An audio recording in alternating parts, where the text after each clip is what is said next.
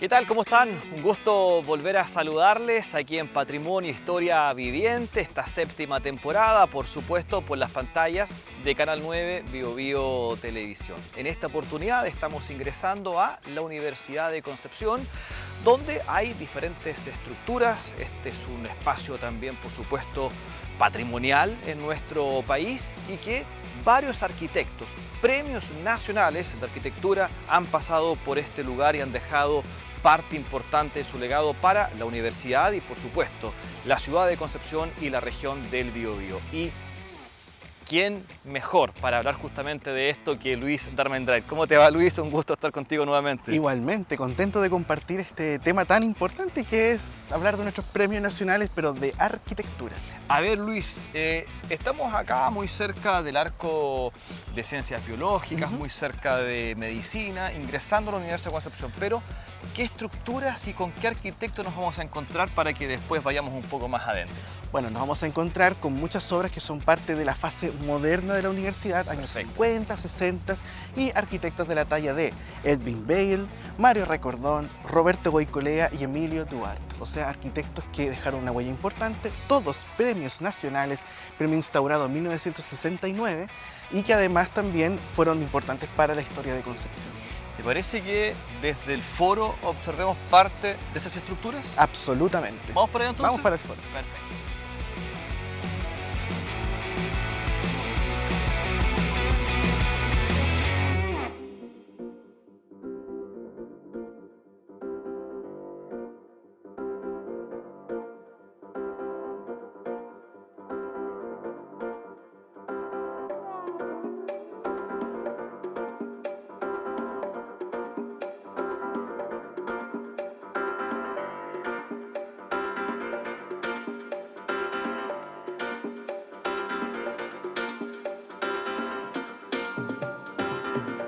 Bien, avanzamos entonces unos metros, Luis, y llegamos hasta el foro, lugar característico, un centro neurálgico, podríamos decir, de la universidad, y especialmente por todas las actividades culturales que aquí se realizan.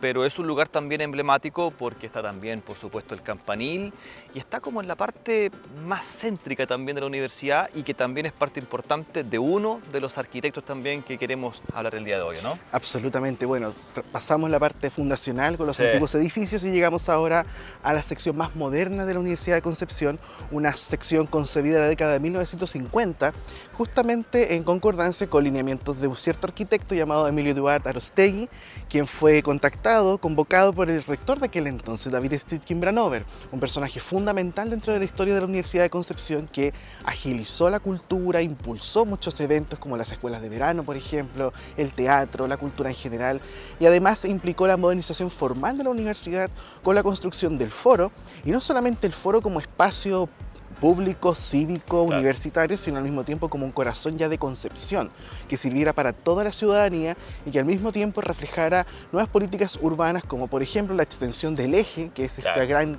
calle que nosotros vemos que es la prolongación de Janequeo, que ingresa a la universidad y que se proyecta hasta el fondo en este remate que es la Biblioteca Central de la Universidad de Concepción. Que también vamos a hablar un poquito de aquello, ¿cierto? Absolutamente. Exacto. Absolutamente. A ver, está también el foro, ¿cierto? Que tiene una particularidad, ¿cierto? Grandes escaleras y después abajo una especie ahí como de laguna artificial o piscina, ¿cierto? Que se preparó para este lugar, ¿cierto? Claro. Que también lo hace muy característico. Absolutamente. Hay que entender que la etapa fundacional de la universidad de los años 30 fue modernizada posteriormente con nuevos edificios. Aparece la Escuela de Medicina, aparece el hogar masculino, que vamos a hablar más adelante.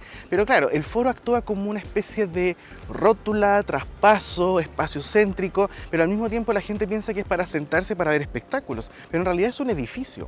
Abajo de nosotros hay una galería comercial. Sí, claro. Hay equipamientos, hay servicios, hay diferentes funciones que ocurren y es bien llamativo ver cómo este foro, este corazón, se articula geométricamente con todo el eje universitario, como esta médula espinal que tiene la universidad, y los ejes también que son perpendiculares, como por ejemplo las calles Los Tilos, Los Olmos, que igual tienden a verse un poquitito acá con estas proyecciones que vemos en este espacio. Es verdad, es verdad. A ver, tenemos también otro edificio cercano a este lugar, el edificio Virginio Gómez, un edificio que podríamos decir que es como más de administración educación, donde los estudiantes llegan allí a hacer trámites, hay diferentes oficinas también, salud también. Exactamente, vinculadas para que docentes, profesores hagan también trámites en este lugar. También es un lugar importante, emblemático también de este sector de la universidad. Claro, y si hablamos de premios nacionales, ese edificio que acabas de mencionar es muy importante y de repente no lo tomamos tanto en consideración, porque en ese edificio trabajaron 2 premios nacionales, los señores Edwin Bale y Mario Recordón, 2 arquitectos que fueron premios nacionales en 1981 y 87 respectivamente, y ellos desarrollaron este proyecto a partir de un concurso. Y originalmente no era un edificio administrativo, era el hogar masculino de la Universidad de Concepción. La biblioteca que está allá al fondo, que también es un lugar muy bonito, que se ha ido renovando también con el tiempo, por supuesto, pero su característica, yo te diría que, claro, es un edificio arquitectónico importante, pero es imponente. O sea, para quien llega y te pregunta, ¿y ese edificio? Y que no conoce Concepción, me refiero. ¿Y esto qué es? No, esta es la Biblioteca Central de la Universidad de Concepción. Pero ¿cómo? Tan grande que es, porque de verdad es imponente ese edificio. Monumental. Sí. Es una obra monumental que está desarrollada por otro Premio Nacional de Arquitectura, el señor Roberto Goicolea Infante. Claro. Dupla también de Emilio Duarte. Trabajaron juntos en ese proyecto y también en muchos más en Concepción. Goicolea planteó una obra donde tú puedes ver la estructura. Es una obra que a mi juicio, además de ser monumental, tiene una belleza bien particular, porque hay un tema que se relaciona con las texturas, los materiales, cómo estaban orientadas las vistas desde nosotros hacia la biblioteca y viceversa, cómo se genera este remate y al mismo tiempo traspaso hacia la parte posterior de la universidad, cómo se alza en este montículo que es donde está la biblioteca. Y hay que pensar que eso eran cerros que se eliminaron para poder hacer la biblioteca. Y además la presencia de cerámicas, estos quebrasoles amarillos que se hicieron a pedido para el edificio de la biblioteca, y los guiños brutalistas, o sea, esta idea de tener hormigón en bruto, un edificio macizo, que de lejos parece ser súper pesado, pero estando adentro te das cuenta que el espacio fluye de manera continua y es una obra muy iluminada también, muy agradable desde un punto de vista visual y también funcional. Sí, adentro, claro, son espacios bastante abiertos también, donde la gente puede transitar, como tú dices, de forma muy fluida. Absolutamente. Y de hecho, como nosotros lo podemos recorrer perimetralmente y nos damos cuenta que todas sus fachadas son diferentes. Hacia el frente tenemos este gran paño amarillo de los quebrasoles de cerámica, pero hacia atrás tenemos grandes ventanales y por los lados tenemos pesados muros que nosotros vemos ese peso del hormigón grisáceo hacia los lados, y haciendo un juego muy bueno con el edificio del Plato, que lo tiene al frente, que si bien no es de un premio nacional, es de un arquitecto que es muy importante destacar, que es el señor Gonzalo Rudolfi. Que igual hizo un legado muy significativo acá en el campus de la Universidad de Concepción. Perfecto. Y hay otro edificio también que está vinculado a un premio nacional de arquitectura, ¿no? El de ingeniería también. Los de ingeniería, ¿no? Claro. De hecho, en los de ingeniería ahí confluye la mano de Duarte y también de Goicolea. O sea, primero que nada tenemos el metálico, que se construye en concordancia con el foro, que recordemos que eran 2 edificios, el otro estaba en este lugar y lamentablemente lo perdimos. El terremoto del 2010. Exactamente, y un poquito más allá, los otros edificios de ingeniería que también tienen estructura de hormigón y que precisamente son parte de esas nuevas políticas urbanas que tuvo la Universidad de Concepción en la década del 50, entre el foro y lo metálico, y al mismo tiempo los 60 ya con esta idea mucho más del concreto. La universidad se modernizó en esa época, estamos hablando de una época en la cual Concepción estaba pasando por otros procesos, llega el acero, Huachipato, se hacen edificios metálicos justamente relacionándose con aquello, vidrios Lilquén por otro lado, edificios muy acristalados, muy abiertos, y la universidad claramente también quiso poner un orden. ¿Por qué? Porque en la época de David Stitchkin se consolida esta idea de campus moderno, porque entre la época antigua de los años 30 y las décadas de los 50, en los 40, hubo ciertos proyectos que fueron concursos. No había una idea muy homogénea de universidad. Por eso el hogar masculino tiene esa forma, por eso aparece el edificio de medicina que tiene otra forma, y después de la década del 50 se decidió dar un tipo de orden mejor a la universidad de la mano de Emilio Duarte. Y él propuso edificios metálicos no solamente ahí, sino que en todo el campus iban a haber edificios metálicos. Así que imaginen en la casa cómo hubiese visto la universidad con ese tipo de edificios en los cerros, al fondo, o incluso en la parte de al lado donde está la DTI, que originalmente ahí iba a estar la Biblioteca Central. Mira, además también recordar que hay un espacio importante, un trayecto importante que es patrimonio. Sí. Patrimonio también, sí, ¿cierto? Que es monumento histórico. Exacto. Según la normativa de ley chilena, por supuesto que sí. La zona de monumento histórico corresponde a la parte frontal, o sea, lo que incluye leyes, farmacia, biología. el arco de Facultad de Ciencias Biológicas, mejor dicho, de esta escuela de medicina, y también esta parte del foro, incluyendo biblioteca central y algunos elementos también laterales. Perfecto. Ya hablamos entonces de varios arquitectos, premios nacionales de arquitectura, ¿cierto? Acá en la Universidad de Concepción están muy presentes todavía, con estructuras que siguen siendo, yo te diría, todavía vanguardistas. Claro, y de hecho el foro, por ejemplo, es una obra totalmente atemporal. Fue concebido en los años 50. Piensa también el mural que se ve ahí, que es parte original del proyecto. Cómo integra la figura de la escultura que ustedes ven ahí de el homenaje a los fundadores, de Samuel Román, cómo hace juego con el campanil. Son obras realmente atemporales. El edificio Virginio Gómez, como bien decías hace un momento, tiene una función mucho más administrativa, pero aún podemos verlo. Aún podemos ver la mano de Edwin Bale y Mario Recordón. Y que de hecho Mario Recordón, como dato extra para que la gente lo sepa, además de ser Premio Nacional de Arquitectura, él proyectó el Estadio Regional Concepción. O sea, estamos hablando de un arquitecto que tiene toda una carrera también asociada al deporte. Hizo el estadio de Antofagasta, el gimnasio de Valdivia, la base de lo que hoy conocemos como el Movistar Arena, el estadio Monumental en Santiago y además el estadio de Concepción. Y todo eso nació porque era arquitecto / atleta. Participó en competencias, fue medallista, etc. O sea, claro, porque si hacemos una comparación del estadio regional de Antofagasta con el regional de Concepción o del Biobío, que debía ser así, eran prácticamente iguales. Ahora ya no, porque se hizo una transformación de ambos recintos deportivos, pero si uno hacía la comparación en los años 90, por ejemplo, eran prácticamente iguales. Son hermanos, definitivamente. Y es bonito lo que mencionas también desde el punto de vista de los contextos. O sea, imagínate, Recordón diseña el estadio en Concepción, ¿ok? ¿Quién era la alcaldesa en aquel momento? Esther Roa. Estaba modernizándose Concepción de la mano de un plan regulador diseñado por quienes, Emilio Duarte y Roberto Goicolea, quienes a su vez estaban haciendo edificios en toda la ciudad de Concepción y más encima en paralelo la universidad se modernizaba. O sea, hay todo un tema de como un círculo que se genera entre estos arquitectos y los contextos modernos que se vivieron entre los 50 y los 60 en Concepción. Hay más edificios, sí, ¿cierto? De premios nacionales de arquitectura en el centro de Concepción. Absolutamente. ¿Te parece que vayamos para allá y conozcamos al menos 3 o 4 que hay por acá en el centro de Concepción? ¿No? Que yo sé que la gente además los conoce, pero probablemente no sabe de la importancia que tienen. ¿Te parece que vayamos al centro de Concepción? Vamos al centro a revisar. Perfecto, vamos entonces.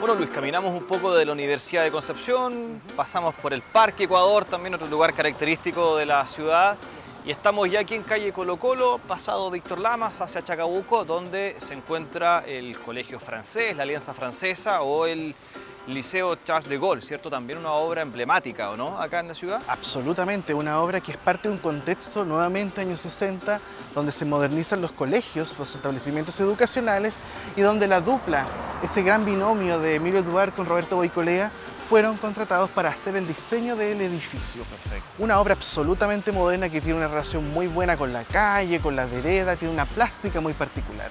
Y es bien interesante lo que ocurre con este binomio en los años 60, porque fueron muy solicitados.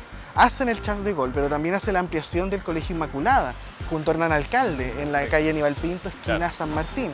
Y además, en paralelo, hacen muchas casas, viviendas unifamiliares, edificios de departamentos, y todos comienzan a mostrar sellos bien particulares, como elementos geométricos que sobresalen, como la marquesina que vemos aquí en el Colegio Charles de Gaulle, o el edificio Yaima, que se encuentra en Orompeyo, entre casi la esquina con Barros Arana, que tiene una marquesina un poquito curva, que es una cosa bien particular que de algún modo nos recuerda el trabajo en este establecimiento educacional. Eso, ¿qué características tiene este establecimiento? ¿De qué lo hace diferenciador respecto de otras estructuras? De partida hay que entender que la arquitectura educacional también se modernizó en estos años, ¿ok? Los edificios pasan de ser pesados, densos, tan monumentales. Hay una arquitectura que se abre un poco más a la calle. Hay que entender que Concepción se peatonaliza muchísimo en los 60s. Hay una nueva lectura de las ciudades, de las funciones, galerías comerciales, etc. Por lo tanto, la ciudad se vive de otra manera. Y lo que nosotros encontramos justamente acá, en este colegio, es apertura visual en todo sentido. A la calle, a las ventanas, fíjate la cantidad de paneles vidriados que tiene, el mosaico cerámico que se ve en algunos puntos también. Y por supuesto el acceso, cómo se entiende el acceso dentro de este gran edificio educacional, coronado, mejor dicho, con esta gran marquesina que es un objeto geométrico, diría yo, de los más espectaculares de Concepción. Es interesante ver cómo se orienta hacia la calle. No es una marquesina como un techito sino más. No, tiene carácter, tiene peso, sobresale y se fuga desde el edificio. Perfecto, también entonces una obra emblemática de estos dos importantes arquitectos acá en la ciudad de Concepción. Exactamente, premios nacionales. Sí. Roberto Goicolea, Premio Nacional 1995 y Emilio Duarte 1977. Perfecto. ¿Dónde podemos seguir ahora? ¿Hacia dónde vamos a llegar? Vamos a seguir con este binomio de arquitectos y nos vamos a ir a un conjunto ubicado en Cochrane, esquina Castellón. Perfecto, a pocos cuadras de acá. Paso de acá, ¿no? Perfecto, vamos para allá.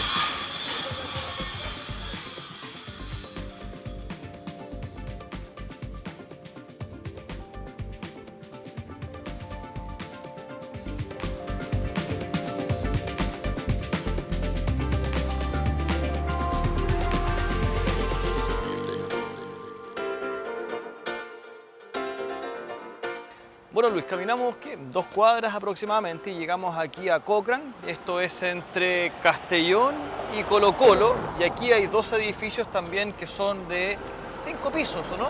Sí, 5 pisos. Exactamente, sí. Claro, y que también son parte importante de la ciudad de Concepción, edificios históricos también y que, bueno, son parte del trabajo de Duarte y de Goicolea. Exactamente, es bien importante destacar la labor de Roberto Goicolea como proyectista, lo que hizo en Concepción y también por supuesto de Emilio Duarte, ambos premios nacionales. La labor residencial que hicieron juntos fue notable. O sea, aquí nos encontramos con 2 casos, el edificio Lanalhue y el edificio Arauco, que junto al edificio Yaima, que se encuentra en Arompeyo, son de verdad 3 obras muy notables de arquitectura residencial de los 60s.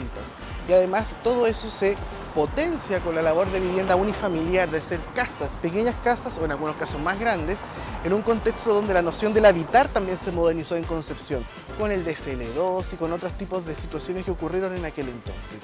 Es importante destacar la experiencia de Goicolea con la construcción, porque Roberto Goicolea, además de ser arquitecto con su título de arquitecto, era constructor civil. Él tenía también un dominio notable de los materiales, de las proporciones, del cómo también diseñar los espacios de una manera digna, de una manera súper clara y de una manera que es evidente. Basta ver estos edificios para darse cuenta la prolijidad que tenía, sí, cómo podía trabajar de manera muy bien, muy buena la geometría, las composiciones, la plástica en general.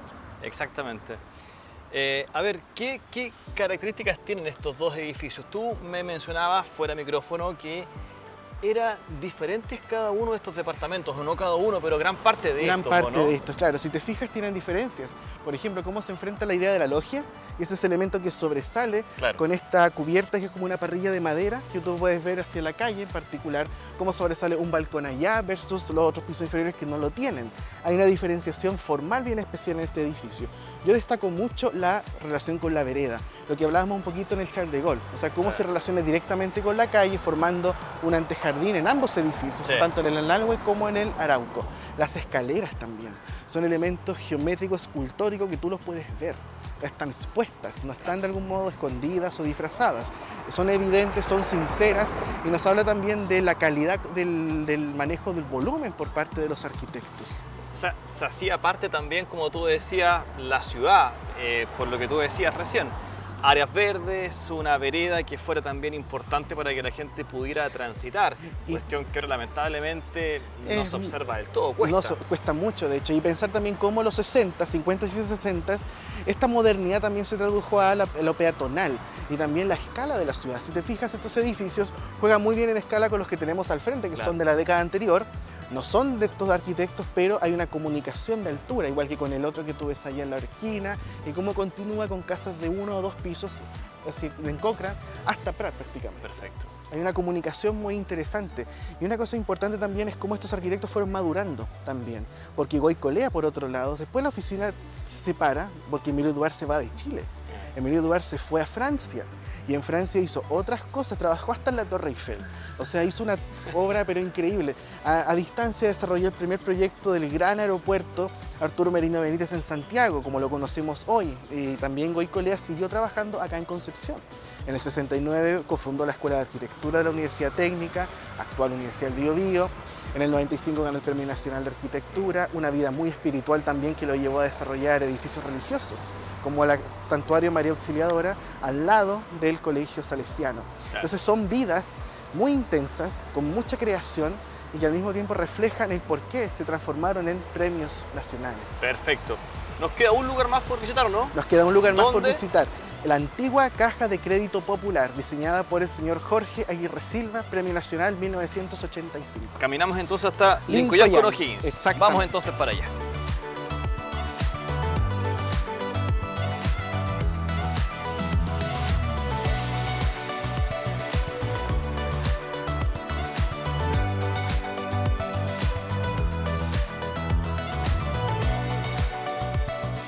Bueno, Luis, dijimos Lincoln con O'Higgins, pero nos detuvimos una cuadra antes. Una cuadra antes, ¿Por justamente. qué? Porque el edificio de la municipalidad en Rengo con O'Higgins, absoluto centro penquista, es una obra del arquitecto Sergio Larraín García Moreno, Premio Nacional de Arquitectura 1972 y vecino de la remodelación catedral de Roberto Goicolea, Premio Nacional 1995. Que estuvimos el año pasado por ahí, ¿te acuerdas? acuerdas? El año pasado cuando hablamos de las galerías y sus valores urbanos, arquitectónicos, comerciales. Bueno, la municipalidad es una obra de Sergio Larraín García Moreno, al igual que varios otros edificios del centro, como el edificio La Patria, que está en Colo Colo con Barros, departamentos, que tiene una tienda comercial, una casa comercial en el primer piso, además de otras obras como la base del Instituto Humanidades de Concepción. Son obras que son parte de un imaginario, son parte de un contexto moderno. Larraín García Moreno se considera el padre de la arquitectura moderna en Chile, autor del edificio Overpower en Santiago de 1929 o el famoso edificio Barco ubicado en Merced frente al Cerro Santa Lucía. Obras que nos dan cuenta de una aguda visión de la modernidad, una plástica muy asociada a lo que ocurrió en Europa con la Bauhaus y otros movimientos arquitectónicos, pero que también tenemos algo de esos personajes en Concepción. Perfecto. Y ahora vamos llegando a otro edificio también que es importante, ¿no? A otro hito importante. ¿De quién? Justamente hablando de los años 40 y esta época moderna, esa influencia de la Bauhaus, la década de 1940 nos encontramos con muchos personajes importantes de la modernidad, de esta primera modernidad, como el señor Jorge Aguirre Silva, arquitecto que desarrolló varios proyectos arquitectónicos desarrollados con la Caja de Crédito Popular. Él fue decisivo en la reconstrucción de Concepción después del terremoto del 39, pero además de todo este territorio. Hizo obras en Chillán, hizo obras también en Santiago, por supuesto, Quillota, Curicó, etc. Y llegamos entonces acá. Llegamos acá actualmente se encuentra un banco, en lo que fue antiguamente la Caja de Crédito Popular, esta obra tan interesante que representa un ideario, un momento en que Concepción se reconstruyó y aparece un elemento muy significativo de esa época que es la esquina curva. Claro. Es un edificio que claramente llama la atención por lo monumental que es y cómo en la década del 40, después del terremoto del 39, se piensa una arquitectura de carácter cívico, una arquitectura pública. Hoy en día es un banco, claro, pero originalmente no era solamente un banco, era la Caja de Crédito Popular, la tía rica. Claro. O sea, era la gran casa de empeño fiscal, estatal, que tenía ese rol social tan importante y que para poder hacer ese edificio que puede sonar como una casa de empeño, para el Estado de aquel entonces no era algo tan liviano. Se decidió hacer un proyecto monumental que tuviese una arquitectura que luciera esta nueva belleza moderna de la esquina curva y al mismo tiempo explorar diversas formas, como por ejemplo liberar totalmente el primer piso de la masa arquitectónica, generando cristales, vidrios por todos lados y hacer que toda la parte superior estuviese de algún modo flotando sobre esta gran capa de cristal que es el primer nivel. O sea, un edificio también con características especiales para la época también. Hay esto que tú dices también que lo hace especial lo curvo, que lo hace distinto de otros. Exactamente, lo curvo. Fíjate también el detalle de la ventanita del nivel superior, que es una ventana que da la vuelta completa al edificio. Eso es súper importante entender. Muy parecido a otras obras de la época como la Lotería, la Galería Villa. Exactamente, todos edificios que son bastante grandes, pero que también el ornamento ya comienza a despojarse. Esto es mucho más antiguo que los edificios de Goicolea o de Duarte que vimos, pero corresponde a una primera aproximación moderna en Concepción. Una aproximación que hablaba de una ciudad del futuro, una ciudad de cambios. Y ojo, no es un edificio residencial ni educacional, es la Caja de Crédito Popular. O sea, estamos hablando de una obra de carácter social desde el Estado chileno y cómo se logra traducir a edificios cada vez más modernos. El de Chillán, por ejemplo, tenía una arquitectura muy similar en términos de la plástica y la funcionalidad, al igual que la de Quillota, al igual que la de Valdivia, que son proyectos también de Aguirre Silva. Y otra cosa importante es cómo su placa todavía existe y se encuentra debajo de una bajada de agua, caminando, digamos, por O'Higgins en dirección a Angol. Todavía hay entonces recuerdos también de aquello. Absolutamente, absolutamente, sí. Perfecto. Bueno, recorrido entonces, Universidad de Concepción, centro también de Concepción y aquí este punto neurálgico podríamos decir, o sea, estamos a una cuadra de la municipalidad y también acá en calle Lincoyán y este recorrido para destacar, como yo decía, esto es parte del patrimonio arquitectónico, parte de la historia de Concepción, es patrimonio. También podríamos hablar del patrimonio humano, que también trabajó y mucho acá en la ciudad de Concepción. Totalmente, o sea, estamos hablando de un legado de estos personajes que, claro, se pasan a la historia como los premios nacionales de arquitectura, dejaron obras no solo en Concepción, sino en otras partes de Chile. Sí. Es un tejido humano bien importante y es lindo de repente ver la ciudad y ver nuestra arquitectura desde ese punto de vista mucho más humano y proyectar ese patrimonio para el futuro. Perfecto. Luis, te queremos agradecer como siempre que hayas sido una vez más parte de Patrimonio Historia Viviente. Muchas gracias por la invitación y sigamos viendo la arquitectura con otros ojos. Así es la idea, y caminando la ciudad también. Y caminando, por supuesto, nuestra ciudad. Esa es la idea. A ustedes también, por supuesto, muchas gracias por ser parte de Patrimonio Historia Viviente en esta séptima temporada, en este cuarto y último capítulo de este año 2024. Como siempre, agradecemos estar con nosotros. Nos encontramos en una próxima oportunidad. Que esté muy bien. Cuídense. Chao, chao.